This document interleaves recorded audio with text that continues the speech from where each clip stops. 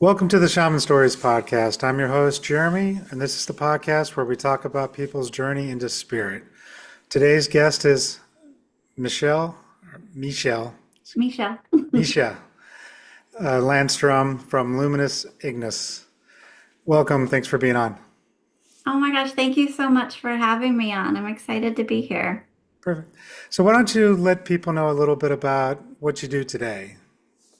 What I do today, it's been a long journey getting here, but what I do today has kind of evolved from um, being a sensitive child to being in the military to um, then taking my gifts and desire to be kind of that healer archetype and my genius thought I'll become a mental health therapist. I became a mental health therapist, and then I was like, there is so much more. Like, there's something else. There was something really missing. And that really took me down this path of studying Reiki and really tapping more into my intuition and studying to be a shamanic practitioner and just learning everything I could about various forms of shamanism, which is one of those never-ending studies. There's always more. That is true for Yeah. sure. And depending on who you study under, what you learn, and mixing the techniques together, it's very broad and it's interesting. A lot of people start with Reiki. That's kind of like the gateway drug. It's like chickens for the homesteader. Everybody kind of starts in that area. So let's go back though. So what was it like for you growing up? Did you have these kind of practices in your life? Did you know about them? Were your parents into this kind of thing? My parents definitely were not. They were very fundamentalist Christians. So I make them very uncomfortable with the path that I've chosen in my life. But I've always been that way. Like it's not new to them. When I was a kid, I would rather talk to the trees and the plants and tame wild cats and like just hang out with nature and the animals than peers or people. So I was definitely very sensitive. I was a lot more tuned into mediumship abilities as a child than I am today. I would talk about the people on the property. So I had what they called my imaginary friends that started around 3 years old.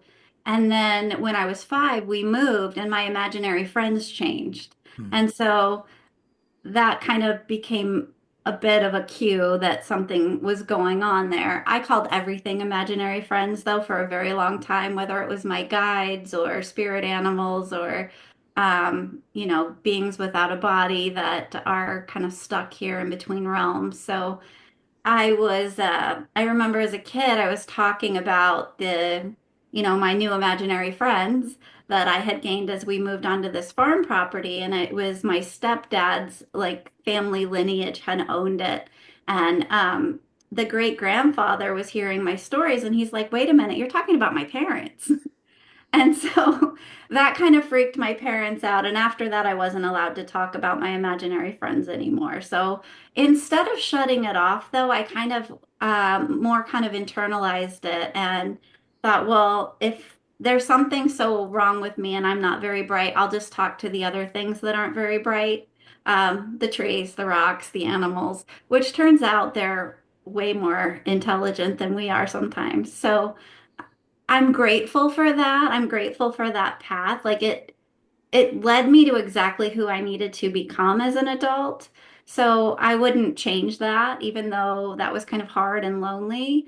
Being able to have that connection to the elements in nature and just kind of have that be my secret, but those be my friends was really incredibly powerful. Nice. And I would agree because in the scheme of things, we humans, we're the children on this planet. We're the younglings. The stone people, they're the oldest. They're the ones we look up to, or we should look up to. And then Mhm. the plant and the rest of the animal kingdom, they're next in line. Yeah. And we don't think about that. We want to think that we're the top dog of everything and we know everything and we're just babies on this planet. Mhm. Yeah. Yeah. And so with that, so you kind of internalized it to some degree, kind of shut it down, at least not talking about it. Mhm. What was it like, as you got older, were these spirits or guides trying to push their way in so you would talk to them more, or did they just kind of accept it? As I got into kind of my teen years, I started to shut a lot of things down. I really shut down like the mediumship stuff, which still I kind of do shamanically in a way that I have learned, which is not to bother the dead, but to, if they come through when I'm doing a reading, then I'll allow them to come through if there's a purpose. But I won't go and like seek one out. So if it happens spontaneously and it's meant to be and that's guided by spirit, then I'll honor that. So I did a lot of kind of shutting that down to the point where I don't have to like see it all anymore. But I have a clear cognizance, a clear knowing awareness about them when they do come in. So, and the intuitive gifts I left on because it was helping me to navigate the world. So as a teenager, when there would be a test and I didn't know the answers, I figured out how to psychically figure out who had the same version of the test and then astro travel over their paper and then go write down the answer. So I was always thinking they were going to catch me cheating, but they didn't. So I never really felt that guilty about it. I think I was training to be who I am and getting the education that I needed instead of the education that they were trying to give me. So I don't feel bad about that. I think it was a good practice for me.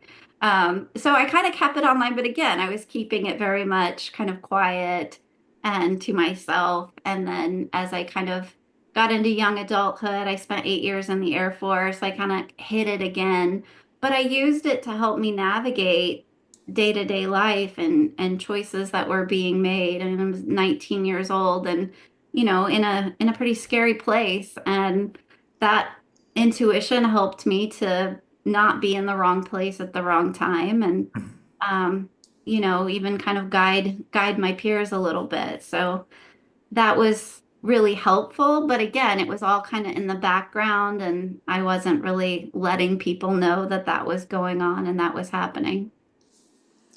I mean, that's definitely a great superpower, though, to be able to take to school. Yeah, I for wish I would sure. have had that. For sure. Yeah. Yeah. And again, it was training and development. And at one point they thought that I was very low functioning, low IQ. So they put me in a special education classroom. Mm, I just thought everyone was patronizing me and I couldn't figure out why people were telling lies. Because when you can telepathically and intuitively know what somebody is thinking and feeling and they say something different, I couldn't figure out the mismatch. So I was chronically like in this state of trying to understand human beings. Hmm. And then they decided to mainstream me again and they put me in this classroom and this local university teaching program had this camera on me. And again, I interpreted that as like, okay, like I want to be as smart as them and I really want to figure out what I'm supposed to be doing. So I thought I was supposed to be remote viewing who was in the room watching me. And so I kept interpreting things in this way. But again, I think the universe and spirit just had this plan for the training and the development program that, I couldn't go into a mystery school.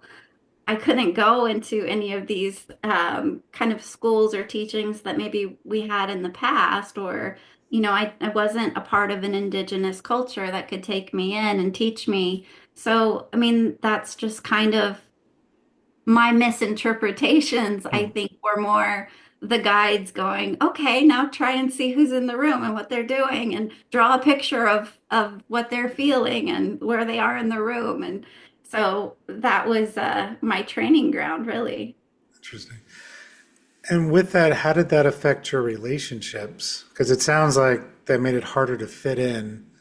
Because, especially in high school, again, kids in general, and even adults, but, people say one thing, then they'll say something else about you later, and everyone's trying to play this game of getting on top. And it doesn't sound like you were interested in that. So how did that affect, relationships? Made it really difficult. Like I really and I still gravitate very much towards people that are really authentic as far as my close inner circle of people. I really like to spend time with people on the autism spectrum because there's often an authenticity Hmm. that goes along with that. People that are on the shamanic path or people that are on the empath path that are really working on that heart-centered energy, right? Where there, if you're coming from the heart, it's always true. Right? Even if your truth is different from mine, if you're coming from the heart and you're coming from your truth, that energy feels great to me. That energy feels authentic. And I can feel in your energy, there's this authenticity. Your motivation even of wanting to do this podcast is very authentic. You want to help people heal. You want to help people share through story and through shamanism and all of that is beautiful to Hmm. me. But when people are, and most people are, right, in the mainstream world, there's a lot of masking that goes on. And masking isn't all bad. Masking is really helpful. Like, I don't know how I would function on a day-to-day basis in Walmart or the grocery store if I didn't know how to do some masking. But also, yes, it makes it very difficult because then I'm more masked and I'm more pulled back and just observing and quiet. Hmm. Yeah. Oh, that makes sense. Yeah, I can imagine the challenge of that for sure. Because at least for me, I didn't grow up with any of this stuff. I wasn't. Looking back, I can realize I had some intuitiveness, Hmm. but at the time, it was like I don't know why it's happening. It's I ask for something and things show up, but I don't really think about it. I just considered myself lucky. I love the innocence in that though. Right? That's part of that purity and that innocence, right? And that's probably that path was probably meant to keep you out of ego. Because Hmm. had you known as a child, you might have gone into that ego state versus not knowing and just being like, I'm really lucky. That builds a manifesting self-talk and energy in itself. So how cool that you got exactly the path that you needed to, right? Of that to keep you in that heart-centered energy. I never thought about it like that, but that's a good way to look at it. And so with that, so you did the military. Mhm. When did you start with Reiki? Because you mentioned that kind of being the first path. Like when did that unlock for you?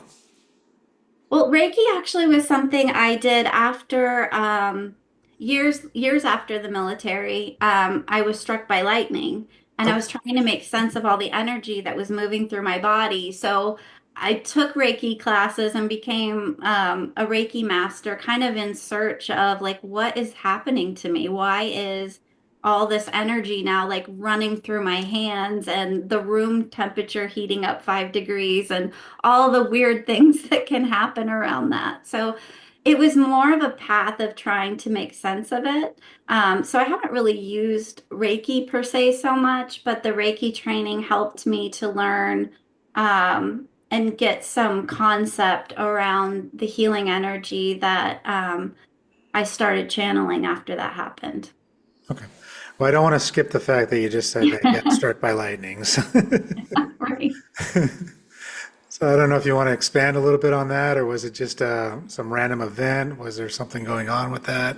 Do you feel maybe it was a warning of some sort, or just a push to awaken you? Like, Yeah, I've spent a lot of my life working on healing trauma, childhood trauma, trauma from the military. And that's kind of part of my path, right? Going from the military into becoming a therapist. Like I'm trying my whole path, you can kind of see me trying to figure out this healing thing. And it was kind of to heal myself, really. And then honoring like as I heal myself, I really wanted to be able to be a healer for others. Not that I'm the healer, helping others heal themselves. But being struck by lightning, it was a very random freak thing. So it was summer, and I'm sitting in my office, I'm indoors, and all of a sudden, this storm comes out of nowhere. There wasn't any storms predicted that day. It just, middle of the afternoon, huge. The skies turned dark, and then thunder, lightning. It was loud, it was booming. and then a bolt struck a tree outside of my window, and a side flare came in, melted the window in a perfect mandorla, that almond shape. And it came in and it hit me in three places in my back, which ended up causing a lot of nerve damage, which ended up, my heart had a miracle healing. The cardiologist has no idea why I'm still alive. It doesn't make any sense that my heart is now okay. Initially, it wasn't. The nerve damage, for the most part, has come a long ways in healing. I still have some issues from it. But what happened in that moment when I was struck, other than being dead for 3 minutes, according to my Fitbit, and then coming back to life, is my trauma was gone. And all those abilities that I had throughout my life, there was no more kind of hiding them.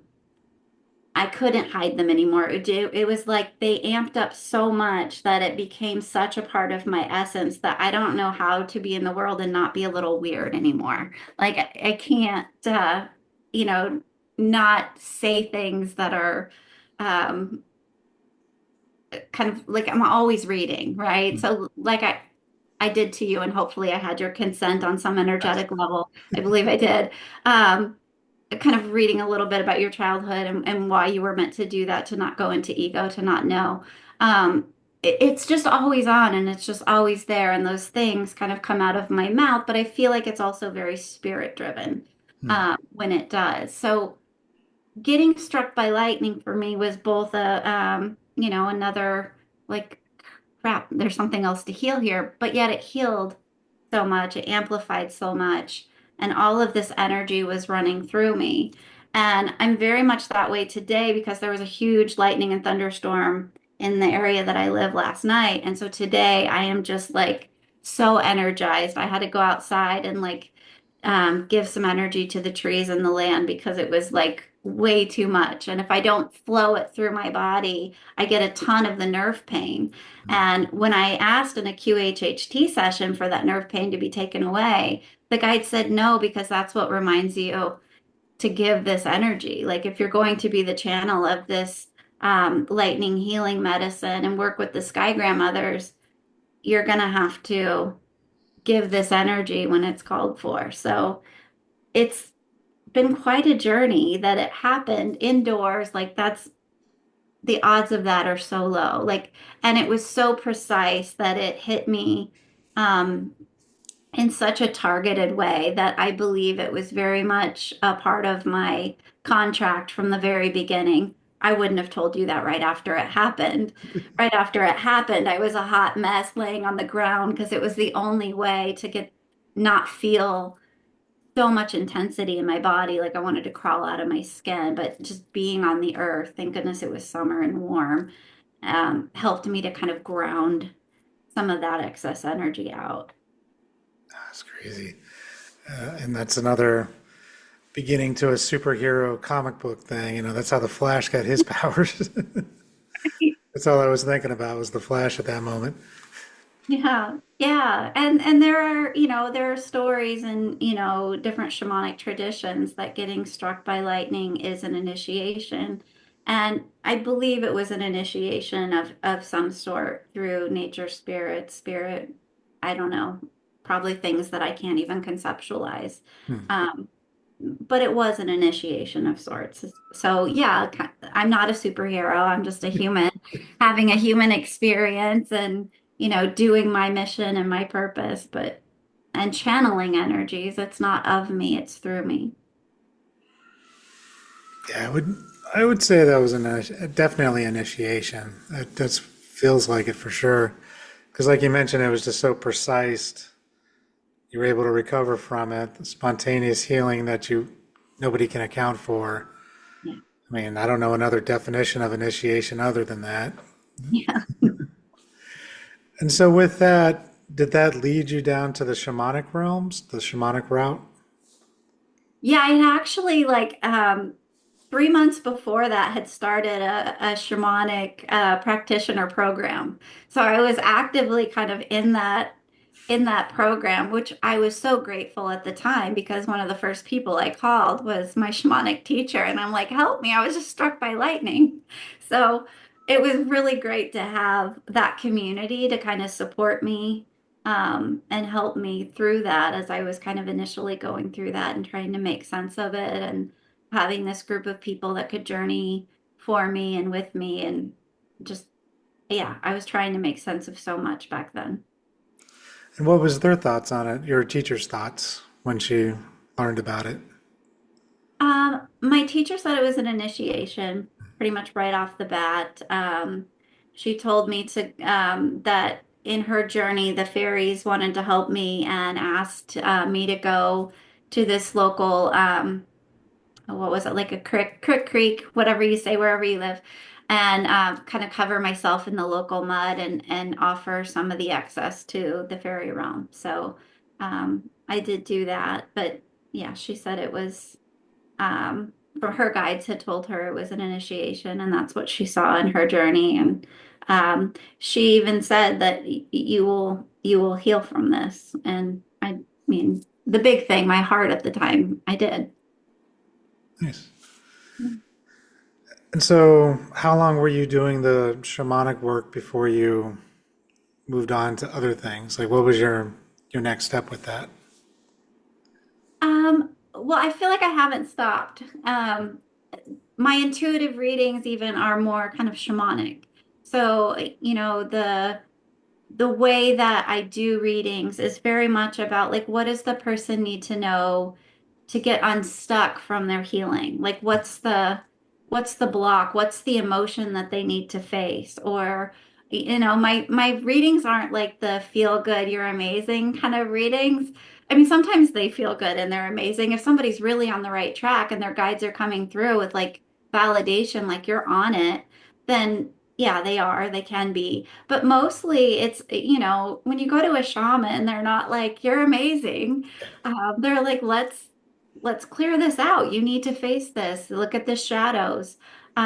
So in that way, they're very shamanic. I work a lot with the chakras, but not in the sense of is this balanced or imbalanced in this moment, but what does this chakra energy, what does this energy center of your body really want you to know and understand so that it can, get flowing and moving, what blocks need cleared or released, or what energy attachments may be in the way. So all of the intuition that, I was training as from a small child, and then got amplified after the lightning strike, all of it is kind of one big thing that makes me.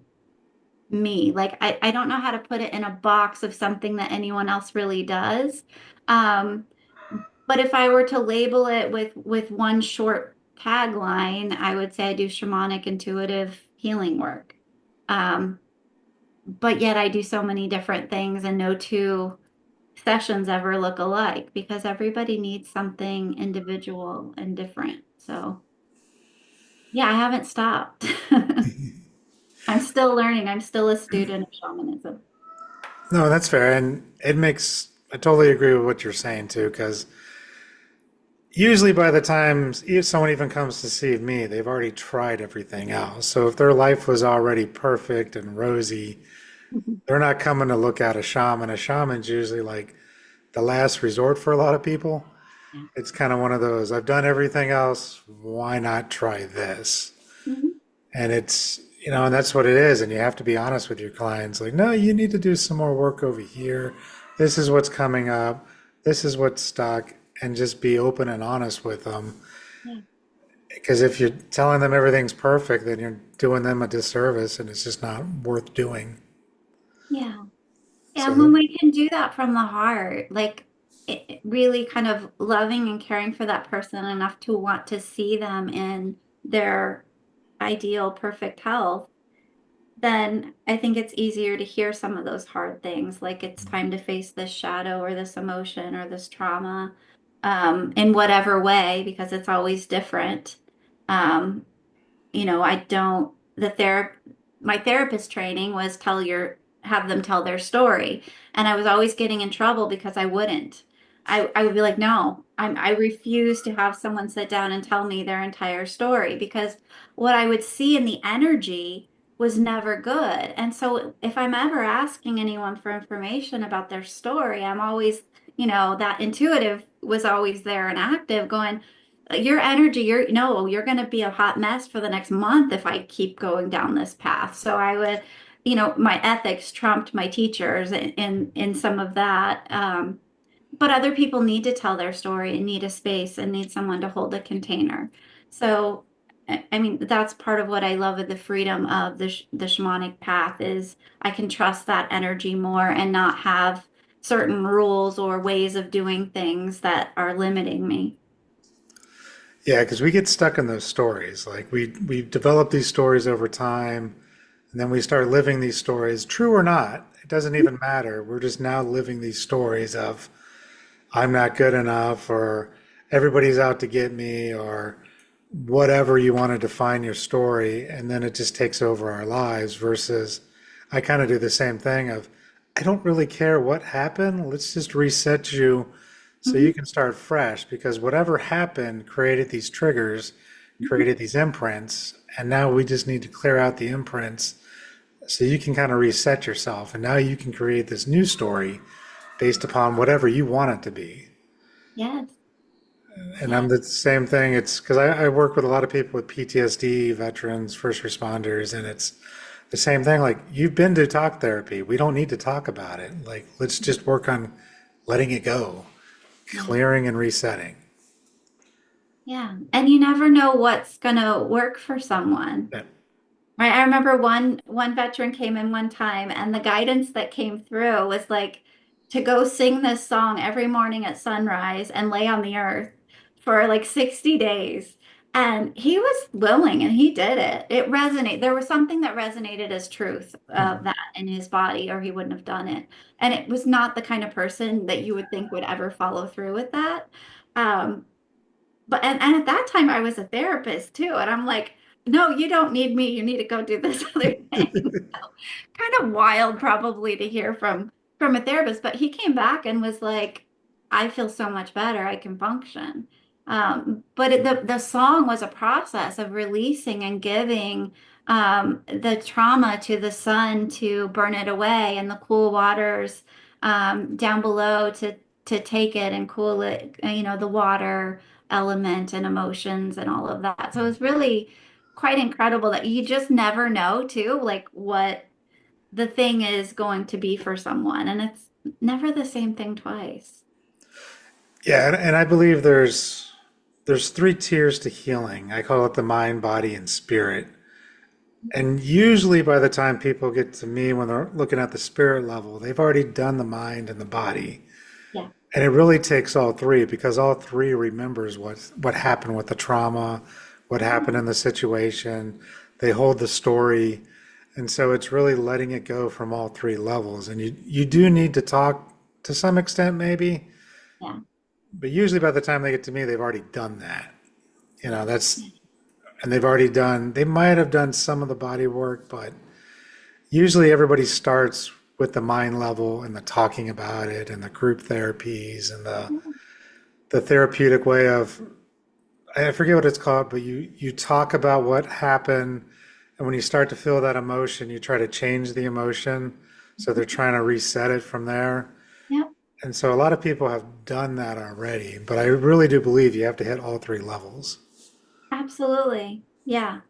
And I agree. And by the time people got to me as a specialist in my specialty, they had told their story 1,000 times. So absolutely, that base core of like there is a time to speak that and learn how to bring the intensity down Hmm. when it starts to go up to even learn how to be in the body, right? So mind, body, spirit, like you said, just learning how to know the cues in the body, like, oh, I'm getting angry. Oh, I'm getting activated, or I'm getting agitated, or I'm starting to feel happy even. Like emotions are, that internal alert system, that alarm system that comes in and says, happy floods you. And it's like, oh, I like this. That's a really good thing to know.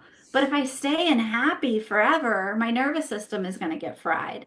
So no, emotion is like good or bad, right? They're all just alert systems that are there to kind of warn us, like there's some information to pay attention to, right? And if I'm getting angry, it's like what needs protected, what needs restored. Well, if I'm driving my car and somebody's driving crazy around me, what needs protected is my life, my car, my Hmm. puppy that's in the car with me, probably.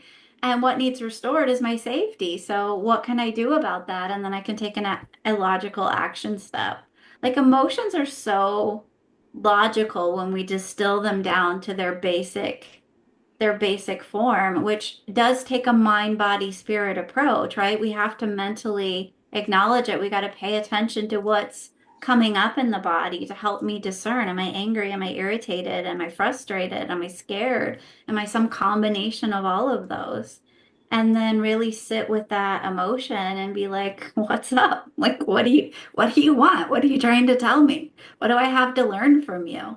And that's a very shamanic thing, right? To look at that emotion and being like, what are you here to teach me or tell me or warn me about? And then moving that into the spirit and realizing I have a lot more control. There's guides watching out for me, and I can slow this car down instead of raging, or I can, you know, make another choice Hmm. here to reclaim my power. Yeah, and my teacher used to always say too, have the feelings, but don't get stuck in the emotions. Because then you got to reset that fight or flight. Your body just starts getting stuck in that fight or flight mode. And so it's, if you need to cry, cry. If you need to be angry, happy, sad, whatever. Just don't get stuck in it. Because Yeah. that's when you'll lead into depression or anxiety or a number of other illnesses that people have because they're just stuck. Yeah. Well, love and content are states of being. And a state of being, we can just be in that state of being. But emotions, they come in and to maybe alert us, right? Of whatever, happy, yeah, I like this, angry, I need to protect something, right? Anxiety, what really needs to be done here, right? When the emotion comes in and we address it, then it flows through and out of us. It's this energy, right? And that's what I'm always watching for because I see everything that's happening in the world around me as energy.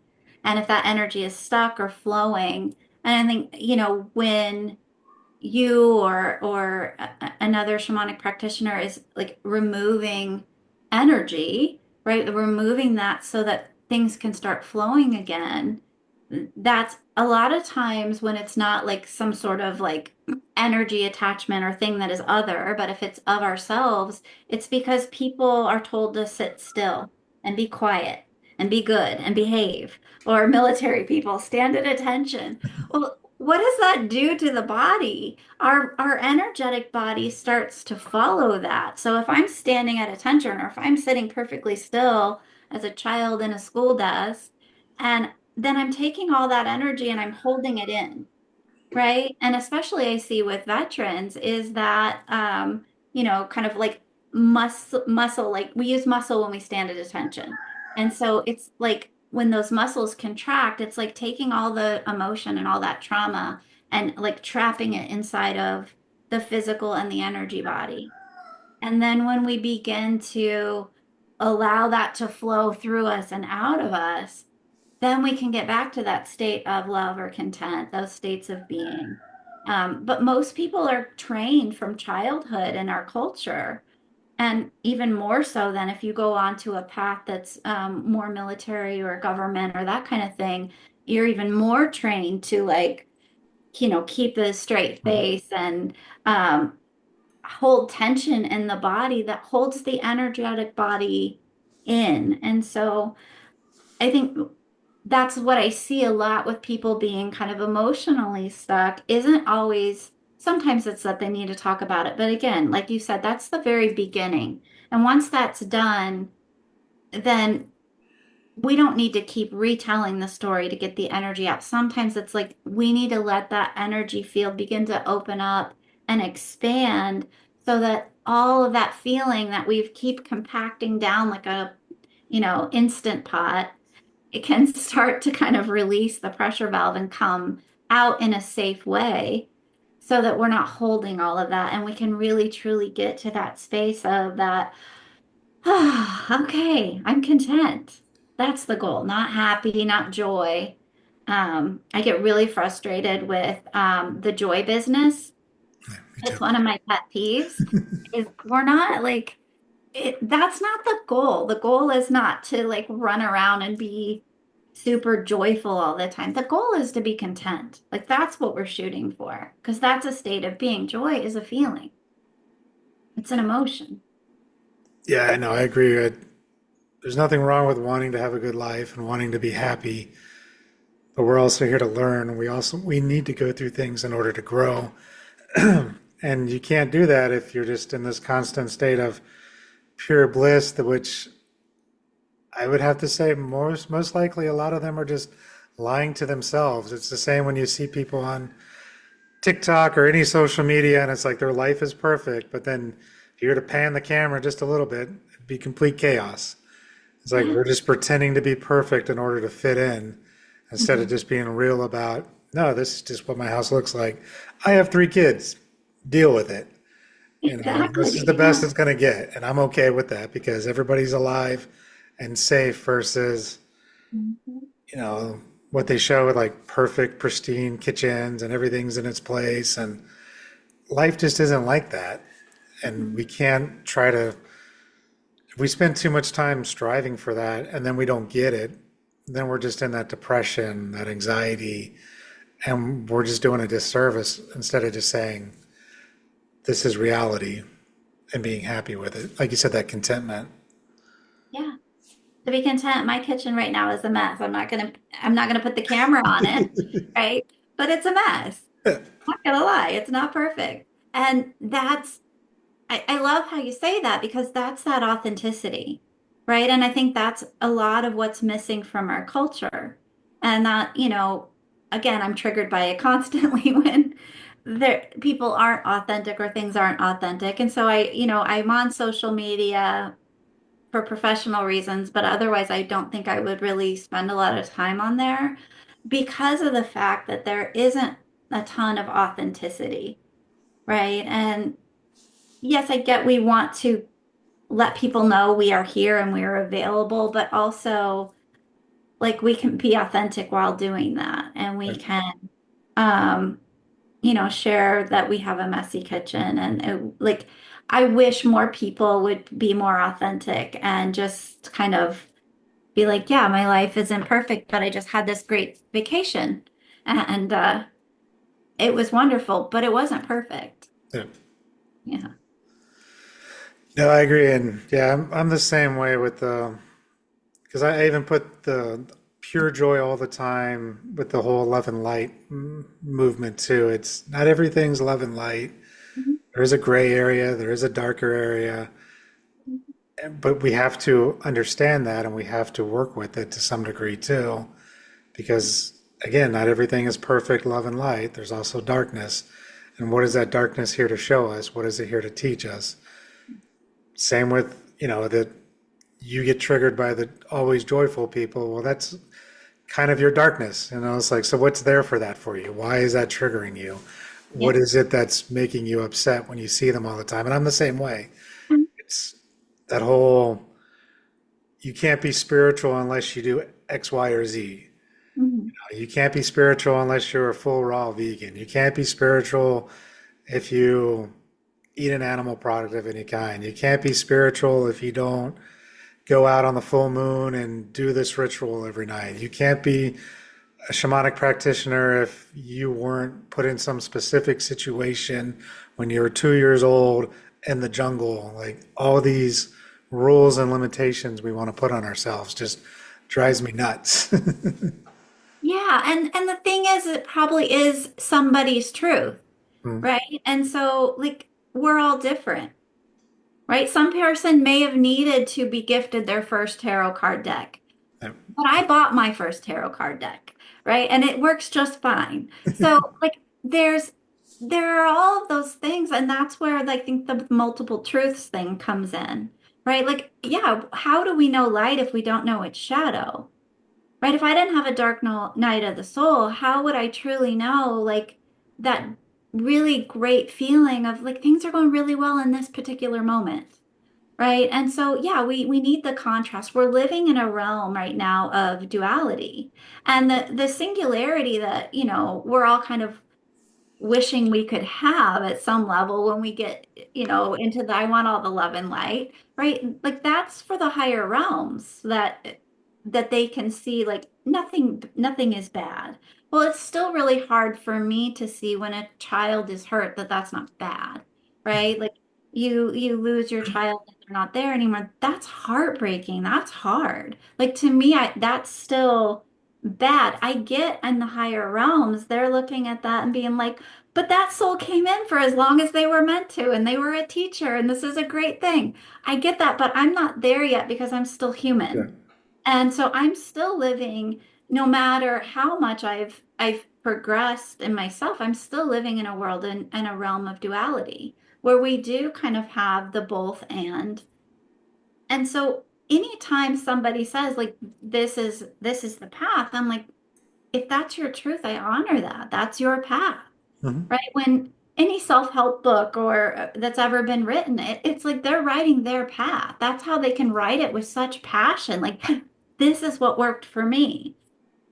Well, that's great. And somebody else, they may have a similar path or journey, and that may really work for them. So thank goodness that material is all out there. But when we try and pull it into complete all or nothing, right, Mhm. we're evolving to a place where it's like, instead of it has to be the only path is to be raw vegan.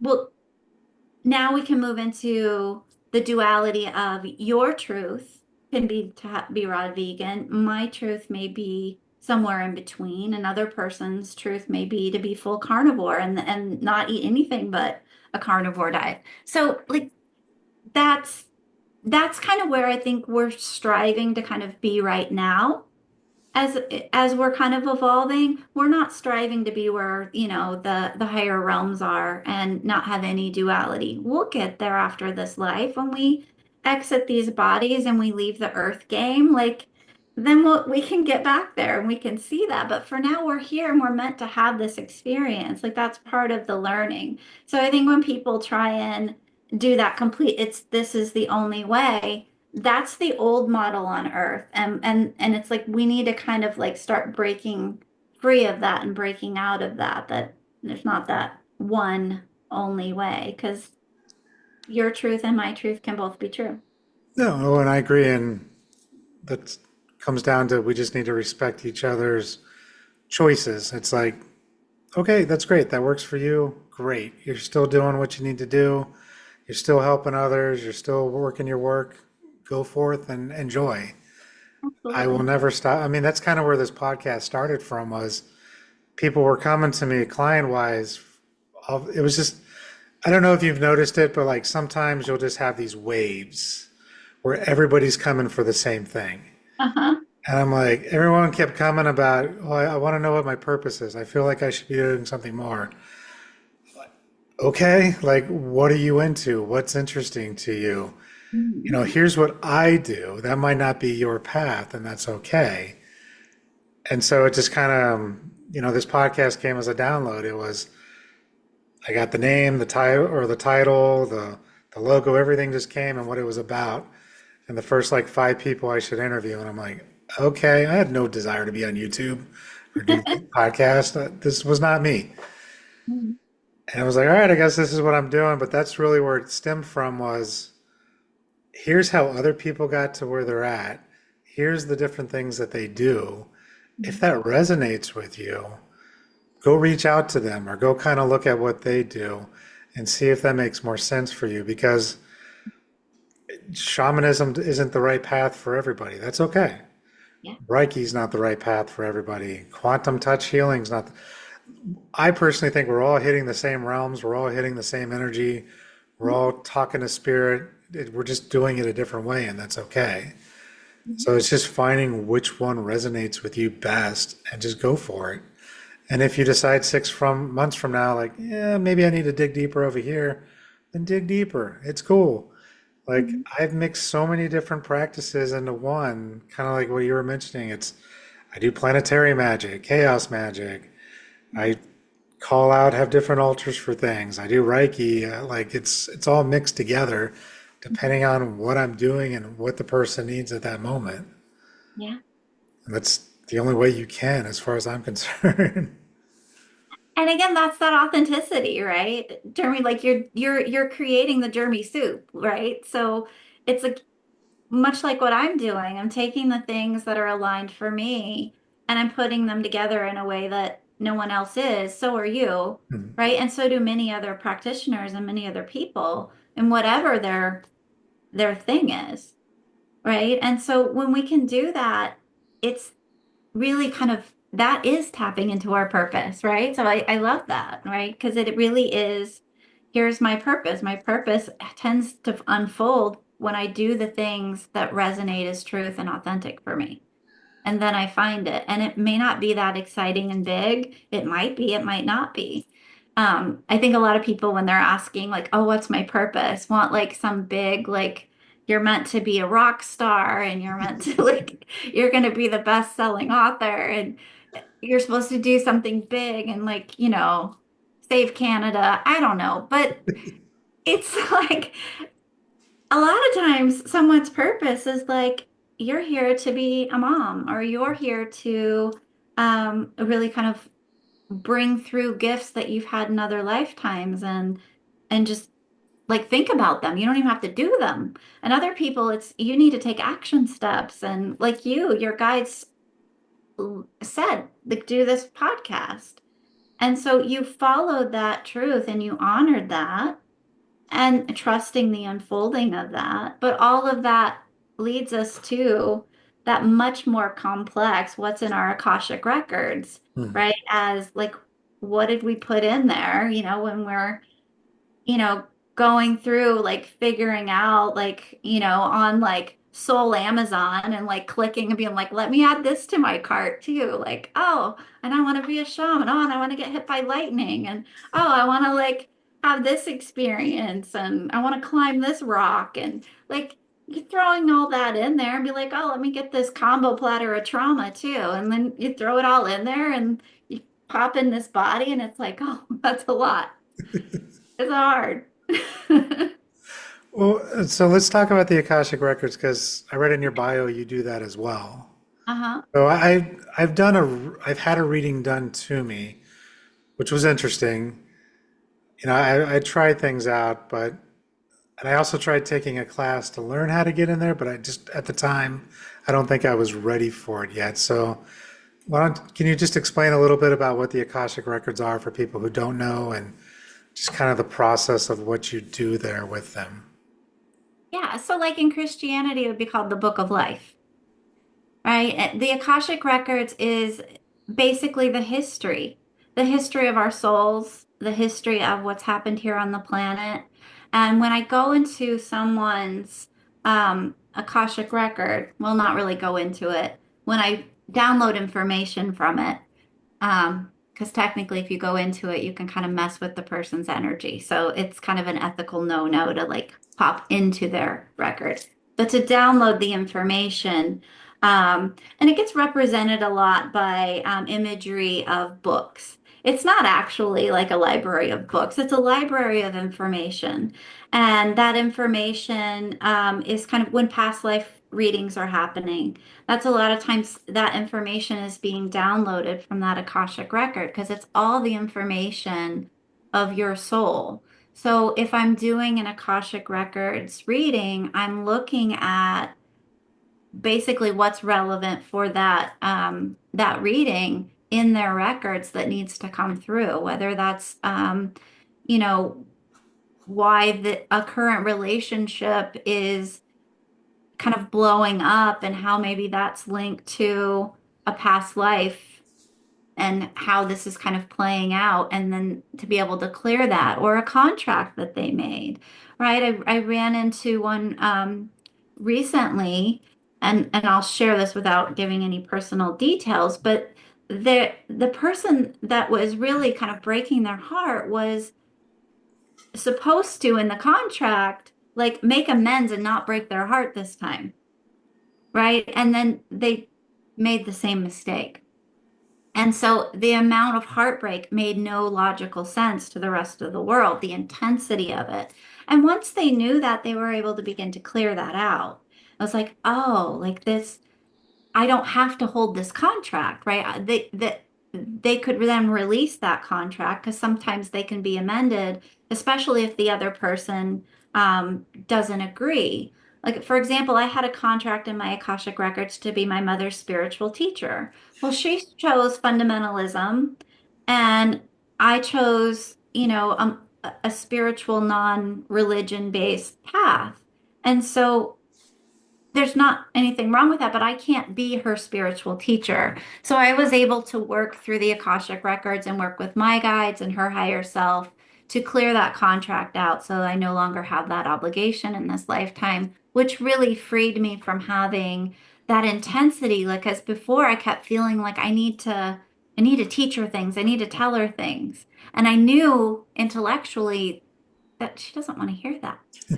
That scares her, in fact, and I don't want to scare her. So a lot of the things that I do and that I don't tell her because it scares her, and I don't want to scare her. If she thinks I'm going to go to a burning eternal hell for playing with tarot cards, then I'm not going to tell her I do that out of compassion and out of love, not because I'm hiding anything from her, because again, it's that energy.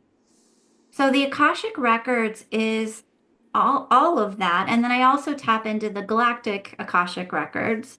I'm a traveler. My soul has lived in many places and incarnated in many places, not just the earth.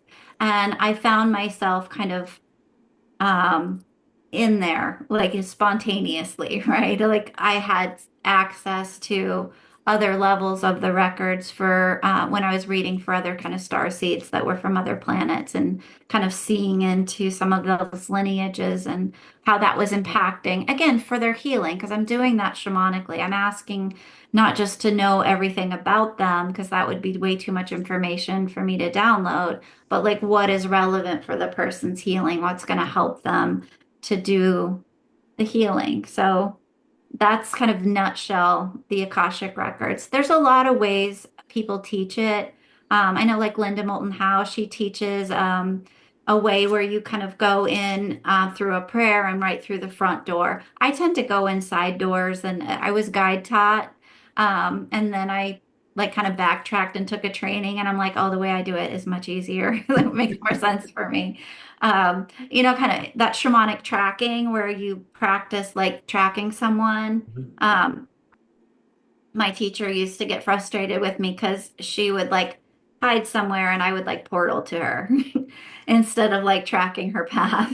So it's much like that, the way I get in and out of the Akashic records, but always needs to be done from the heart and spiritually. That energy was taken away from this planet for several years because, or hundreds of years, because people weren't using it in a loving and ethical way. They were using it for personal gain or manipulation, and that's not okay. So it's come back into our consciousness, into the access of all humans.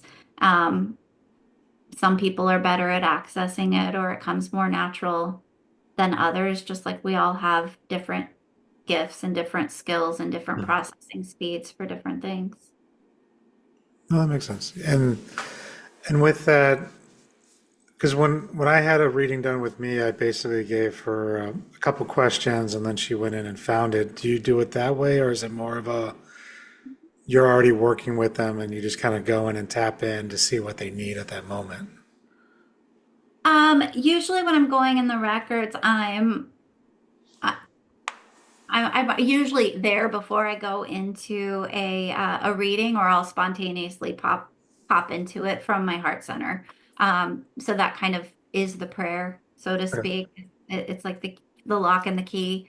Um, but yeah, a lot of times it depends. Like if somebody asks me a question during a reading and I need to access, deeper information or their soul contract or those kind of things, then yeah, I'll pop into the records.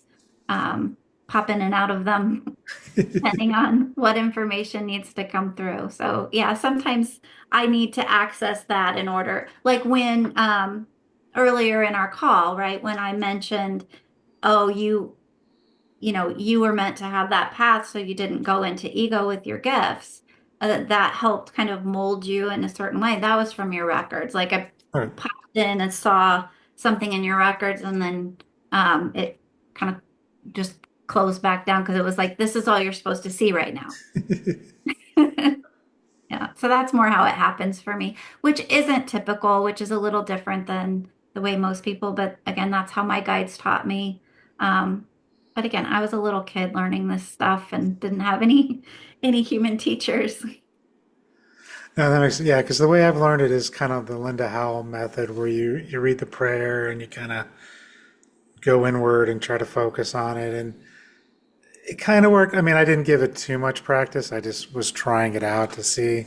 I'm sure if I went a little bit deeper with it, it might work better. But it was one of those like, I don't know about this. I'm just going to go back to doing these other things I'm doing. Can I share with you a way that might be easier for Sure. you and who you are? Um, so what I'm seeing in your field when you were talking about the Akashic records is that you get Akashic records information more claircognizantly, clear knowing. And so for you, it's more, and it's coming through like right here in your head. But the way that you access the Akashic records is more of you just suddenly get a quick, very clear knowing. And a lot of those knowings that you've had throughout your life where you just knew something and it's like a big thing. It's not like you just knew that somebody was going to have chocolate cake at the party. Like you knew like something much, much deeper about them and what motivates their behavior or why they're stuck or what they're doing or something their mother did, what age it happened at. Like that information that you're getting, it's just kind of like coming in as like this energy download from the Akashic records. So I would say you're actually tapping into them. It's just the way you're doing it isn't the Linda Moulton Howe way, which is a great, beautiful way for the people that like that's their path in. But your path is a little bit different just based on who you are, how you process, the lifetimes that you've had, the incarnations where you have trained to tap into. Collective records have been more Andromedan and more just that into your head. No, that resonated. Like when you're mentioning it, my head just started tingling all over. I'm like, okay, because yeah, I do have that, I guess, ability where I'll just know things. Mhm. And I'm like, no, this is going on, blah, blah, blah. And people are like, how do you know that? I'm like, I don't know. But Mhm. is it right? They're like, yeah. I'm like, okay. Yeah, and a lot of that's you tapping into the Akashic records. Interesting. There's no one way in. I think what Linda did was a beautiful thing for humanity in that it gave access to the masses. And there's a lot of people that access it in different ways and in different gifts, which is why if I ever do any kind of intuitive development with people, I don't like to do group programs. I'd like to do that one-on-one because everything is so individualized. Everything, we're all so different. And how I would teach you Akashic work is very different than how I would teach somebody that really needs that Linda Moulton Howe kind of path. Oh, that makes sense. Yeah, it's I'm the same way with every now and then I'll get an apprentice, and it's like I've looked at doing teaching the shamanic stuff in a group, but it's nice individualizing it to the student and being more specific. Because again, I have a current student now, and we're talking, and I'm just looking at him like, you know what? I think you need to do a road opener. It has nothing to do with what we're doing right now, but you need a road opener. I'm like, you need to go do these, follow the steps. Let me know next week how it goes. Mhm. She's like, oh, okay. I'm like, just go do a road opener. It's like you're ready for this, and it's one of those things I don't normally would teach, but it's like you specifically need this Yeah. versus somebody else who might be like, yeah, you're not ready for that yet, type of thing. Because when I gave her the caveat, I'm like, when you do this, things will shift, and you might not be ready for it, but I Yeah. feel that you are. So Mhm. go forth and have fun with it. Best thing I can do for you right now. Yeah. So how wonderful that you just get those knowings, right? And that you can tap into the Akashic records in that way to be that very individualized teacher. Yeah. It's, yeah, when you put it like that, it makes sense. When I'm doing it, I don't think about it. So I'm just like, yeah, it's just, I don't know why, just do this. And Yeah, keep going with that. It's working for you. Yeah, like that's your way. If you overthink it and you overanalyze it, it's going to block you. So absolutely, just yeah, have it pop out of your mouth. Yeah. yeah, that's always worked best for me so far. Yeah. Usually. But yeah, with that though, and then I kind of wanted to go back to when you were doing the therapy, but also kind of doing the intuitive Yeah. shamanism stuff. How long were you kind of doing both roles? Well, I still do some of both roles, but the therapy I do is for people that are intuitive, empathic, and going through trauma or something like that. So I still maintain my active license, but I don't really take very many new people. I have a small group that I'm kind of still working with. But that the intuition was always there, which is what taught me how to channel because I channel in a conversational way. So a lot of times when we're having these conversations, right, I have information that's coming through or I'll start channeling. And it's really hard to tell the difference between when I'm channeling and when Michelle, is talking. Hmm. So a lot of that is from that time of 20 years. I'm in my 50s, so I've had lots of life experience at this point. But like 20 years of doing therapy where I was pretending to be normal. And it would look like a traditional therapy session, I think, on the outside to a lot of people. But what I would always get asked by students that I was training or by teachers, like, how'd you know to ask that? That would be the number one question people would ask me because I was getting the information and I already knew the answer.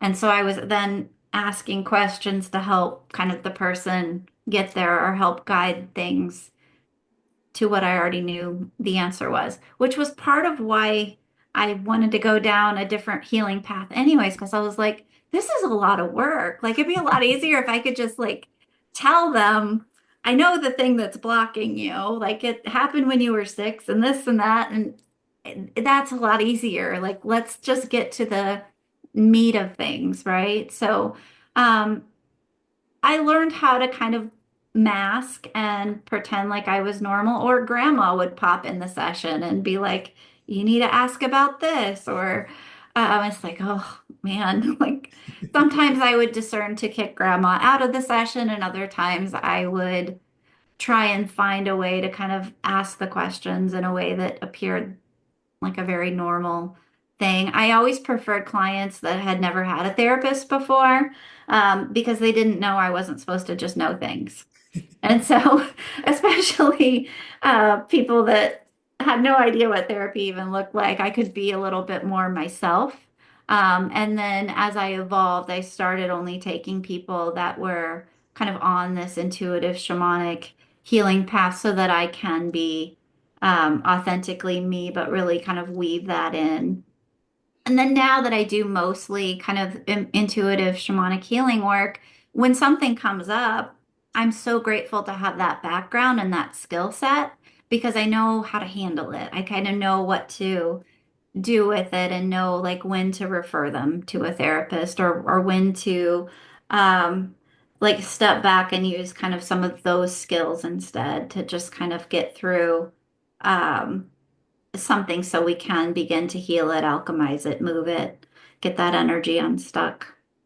Interesting. Yeah, I never would have thought about a therapist for people going through their, I guess, their own initiations. That kind of makes sense. Somebody who's been there, but it's almost like a life coach, but using the therapist techniques. That's an interesting spin on it. I like that. Makes actually makes sense.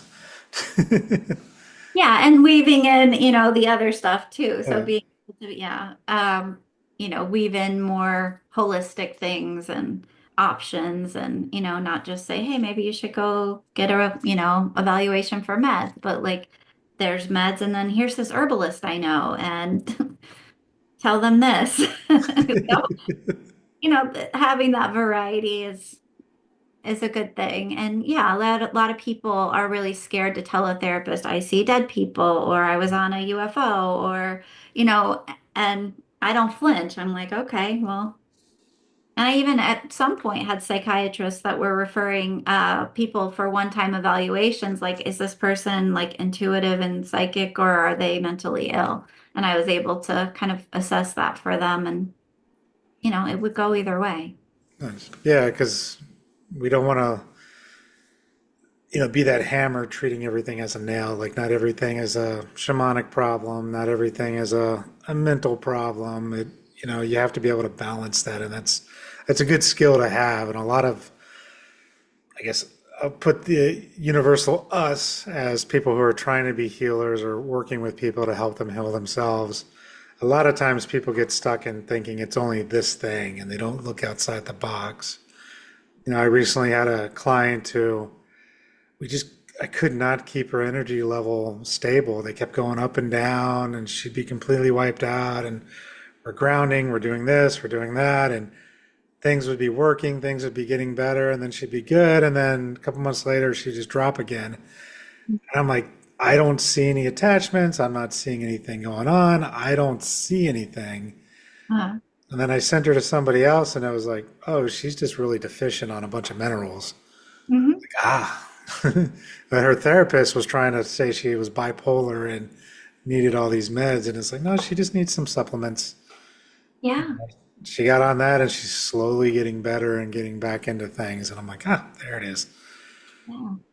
Isn't that incredible how each of our skill sets can work together when we don't get like those blinders on and think like my way is the only way. But when it's like, I might not be the right person for you yet. I want you to go over here. Yeah.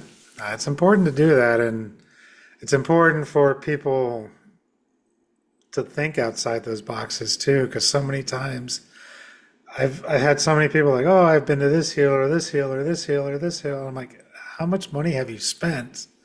Mhm.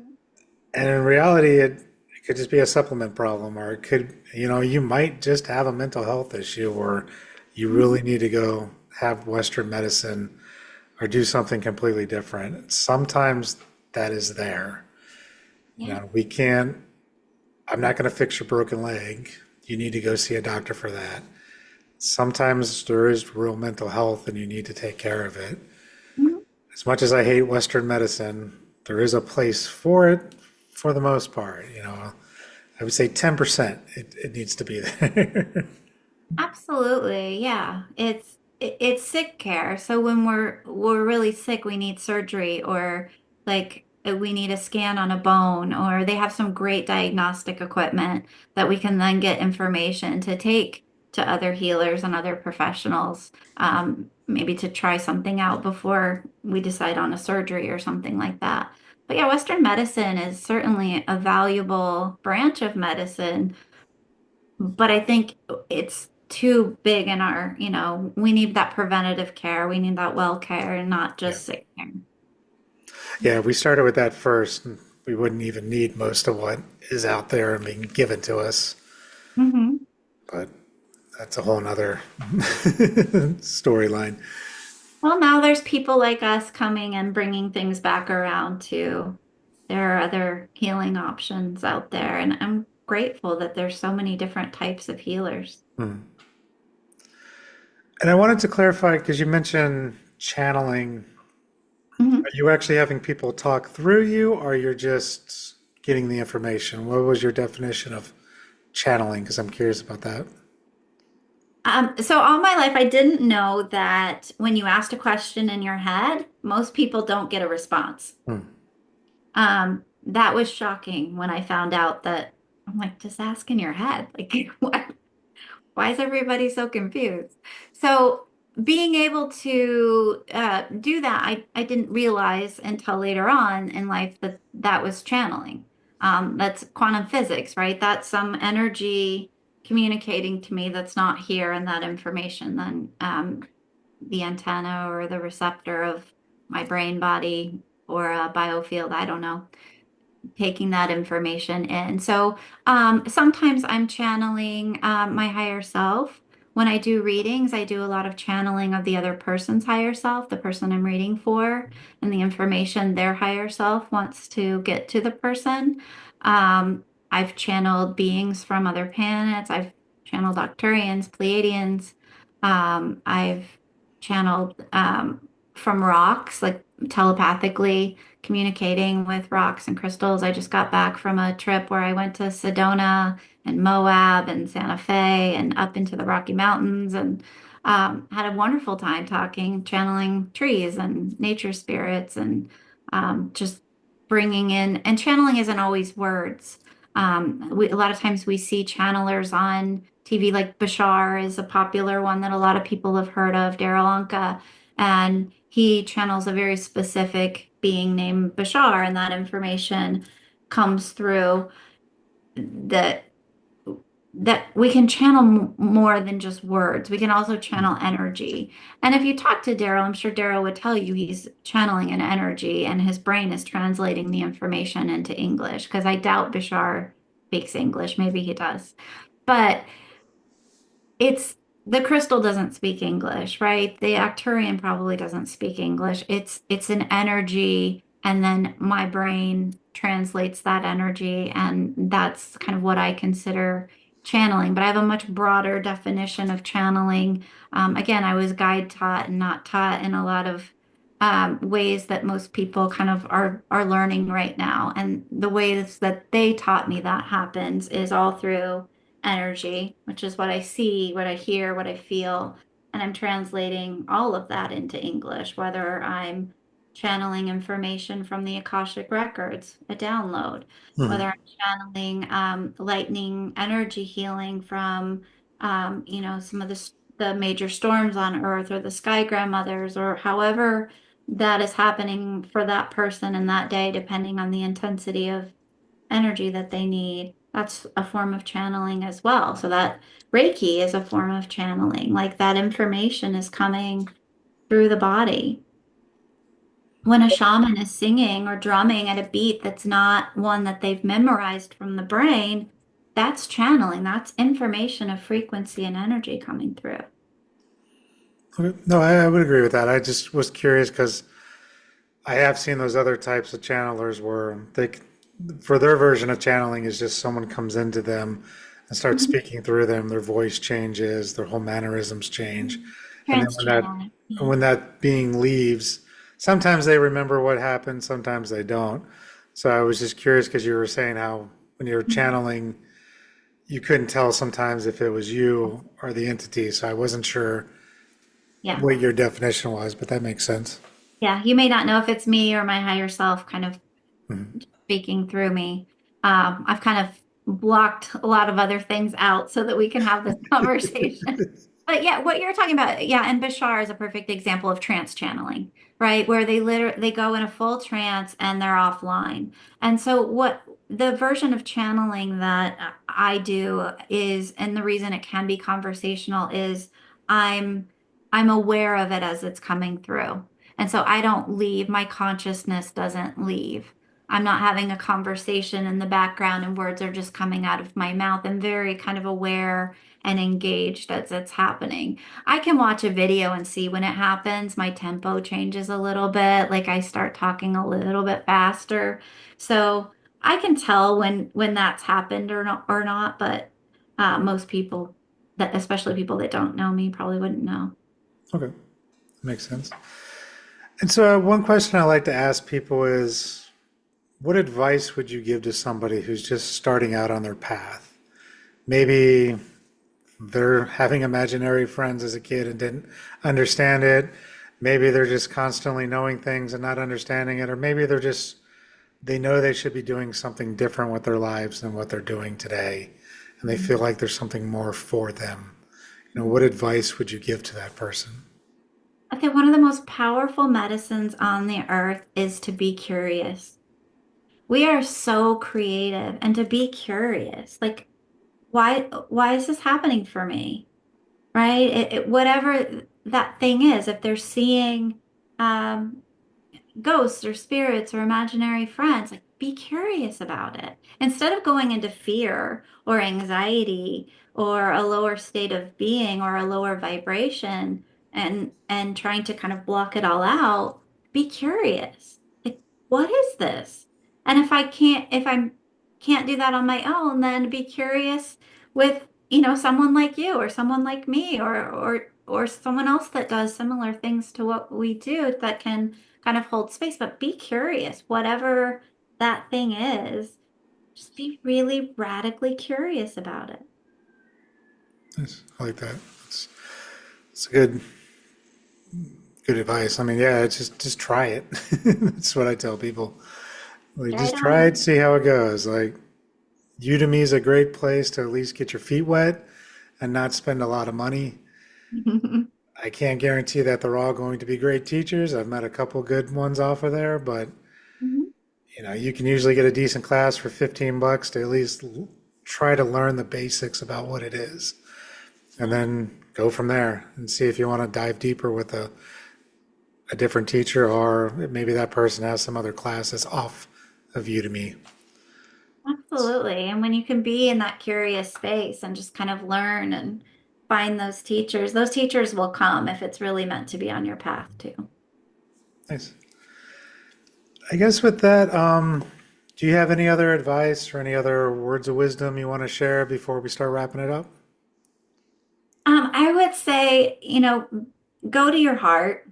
Like the heart always tells truth. And it's so important to, be curious, but also to be in our hearts. We get so much in our brains, and mind is important too, mind, body, spirit. Um, but when we can take the intensity of the emotion that we're having and we're freaking out, maybe because we accidentally turned on the news before our, once every 1 or 2 week little dose. Um, and we accidentally do that and we're flooded with a bunch of emotion. If we can drop it down to our heart can tell us, like, what do I do with this? Right? And we'll be like, oh, you need to actually take an action step here. You need to donate to this nonprofit, or you know what, just like go send good energy at that. The heart will know that kind of thing. So I would say be curious, and also just when you really don't know what to do or you don't know what truth is or what's real, because in this world sometimes it's hard to tell, find your truth by dropping into the heart. And what advice would you give to somebody to do that? So maybe there's someone who's always stuck in their head. They don't know what it means to drop into their heart or live from their heart. What's good practice for them? Heart brain coherence is a really good practice. They could go to heartmath.com, and there's a ton of free resources there that kind of teach just really basic meditations for moving down into the heart. And they even have gadgets if you're like scientifically minded. And I have no association with them, by the way. Like that's a completely separate thing from me. But they're a great organization. And you can buy gadgets that will help you know if you've reached heart brain coherence, which means the heart, the brain, and the nervous system have all come into sync together. And when that happens, the heart actually becomes the main brain, and it takes priority because it's a more powerful brain and a more powerful processor, um, and syncs up the mental brain and the nervous system. So when you can do that, you can kind of find that truth. So there's some really normal, natural ways with scientific gadgets that can help you kind of get there. Or even there's plenty of YouTube content out there of heart brain coherence meditations that people could do for free. And that's a really good like intro. Like if you have no idea how to drop into the heart, or that's a really foreign concept, that's a great way to do that, to sink in there. Nice. Yeah, I've heard of Heart Math before. I actually work with a guy, Jeff. He's been on this podcast. He's mentioned it a few times too, because I know, at least for my own journey, that's been my personal struggle is getting into that heart space and opening up that heart center, getting out of my head, trying not to be so logic. I've done many ayahuasca ceremonies and I kept getting told the same thing, like, Get out of your damn head. Out of your head and go into your heart, right? Yeah, I wish it was just as easy as like going like this, right? Yeah. But there's kind of a process, right? Of first you want to like either touch the heart or like focus mentally on the heart center, right? There's that focus that begins to happen. And then the next thing we can do is we're creator beings, so we can create an emotion just because we decided, like gratitude. And so then we can think about something that we're grateful for. My little dog that you probably saw on the screen earlier, Oliver Wolfgang, I'm grateful for him. And so whenever, and I love him so much, and it's just so pure because he's never hurt me, right? He just loves me. And so I can get the gratitude of how grateful I am that that little dog chose me to be, his human mama. And my heart energy can expand, and that gratitude can begin to expand. So we can make the heart center, the heart chakra, the heart energy get bigger and bigger with a intention of gratitude. Like it's like the gratitude is what pushes it out. Um, you can use love, but love is loaded for a lot of people. And if gratitude is too loaded, you can use something like, I care. I really care about this dog. Or I really care about my socks right now because they're keeping my feet warm. Whatever the thing is, it can be small, it can be silly, right? But those kind of higher frequency energies. Listen to the Beatles song, All You Need Is Love, right? That song carries a frequency of heart energy.